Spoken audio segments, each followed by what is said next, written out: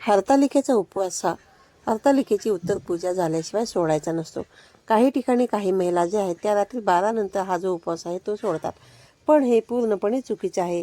कारण एखादी तात्पुरती स्वरूपात स्थापन करून आपण केलेली पूजा असते आणि ती पूजा विसर्जन करताना केली जाणारी पूजा म्हणजेच उत्तर पूजा. आणि हरतालिकेची पूजा मांडणी करून आपण दिवसभर उपवास करतो आणि दुसऱ्या दिवशी तिचा सकाळी उत्तर पूजा केल्याशिवाय ती पूजा पूर्ण होत नाही. म्हणून दुसऱ्या दिवशी सकाळी उठून आंघोळ झाल्यानंतर दिवा लावून घ्यावा, धूप लावून घ्यावा, अगरबत्ती लावून घ्यावी, फुलं असतील तर फुलं अर्पण करावी, त्यातल्या त्यात पांढरी फुलं असतील तर अतिउत्तम. आणि नैवेद्यामध्ये आवर्जून दही भाताचा नैवेद्य अर्पण करावा. हरतालिकेच्या उत्तर पूजेला दही भाताचा नैवेद्य दाखवावा लागतो अशी मान्यता आहे.